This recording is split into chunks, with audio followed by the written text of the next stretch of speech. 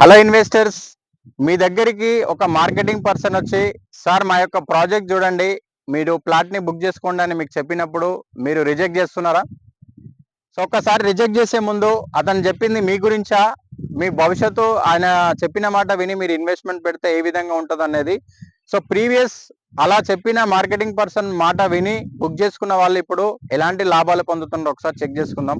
So 20 years back hitech city Gachibowli ఇప్పుడు ఏవైతే ఏరియాలో డెవలప్మెంట్ అయ్యి మంచి రిటర్న్ తీసుకున్న కస్టమర్స్ ఉన్నారో, ఒకప్పుడు ఆ మార్కెటింగ్ పర్సన్ చెప్పడం వల్లనే వాళ్ళు అక్కడ వాళ్ళ వాళ్ళ మాటలు నమ్మి సరౌండింగ్ డెవలప్మెంట్స్ అన్ని చెక్ చేసుకొని ఎనలైజ్ చేసుకొని బుక్ చేసుకున్నారు. ఇవాళ మంచి రిటర్న్స్ తీసుకుంటున్నారు. ఇప్పుడు మీ దగ్గరికి వచ్చి మార్కెటింగ్ పర్సన్ వచ్చి చెప్పినప్పుడు అతను ఏం చెప్తున్నాడో విన్న తర్వాత మీరు సైట్ చూడండి. సైట్ చూసిన తర్వాత సరౌండింగ్ డెవలప్మెంట్స్ అన్ని చెక్ చేయండి. చెక్ చేసిన తర్వాత ఎనలైజ్ చేయండి. ఎనలైజ్ చేసిన తర్వాత అక్కడ ఇన్వెస్ట్మెంట్ చేస్తే బెస్ట్ ఉంటుందని మీకు అనిపించినప్పుడు మీరు అడిగే డౌట్లు అన్నిటి కూడా చెక్ చేసుకున్న తర్వాతనే మీరు ఇన్వెస్ట్మెంట్ పెట్టండి.